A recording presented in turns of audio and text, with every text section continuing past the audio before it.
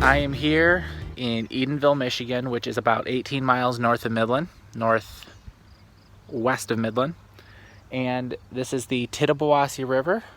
And right over there is the Tobacco River. This river comes down from the West Branch and Roscommon area and is kind of the main river through the area. It's one of the main tributaries to the Saginaw River.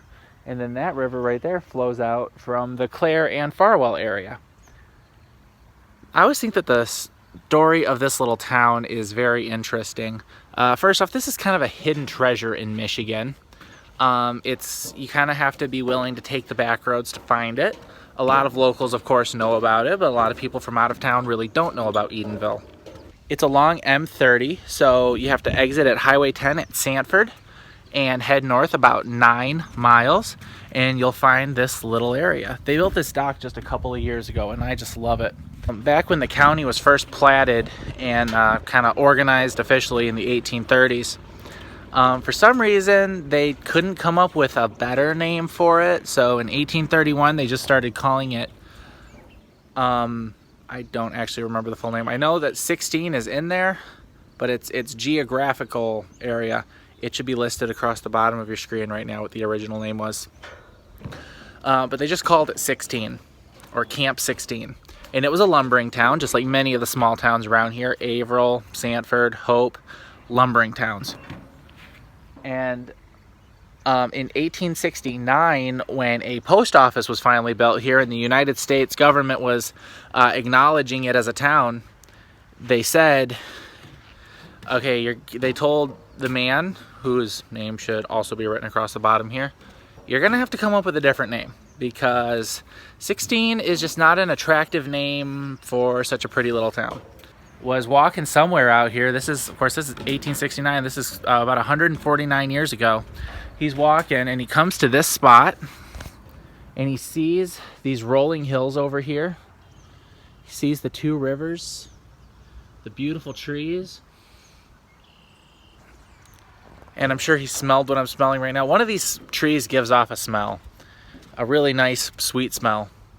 And he thought it was just like the Garden of Eden, Michigan's own little Garden of Eden, and it just hit him. Edenville. And so the town became known as Edenville. And it's just one of those iconic little places.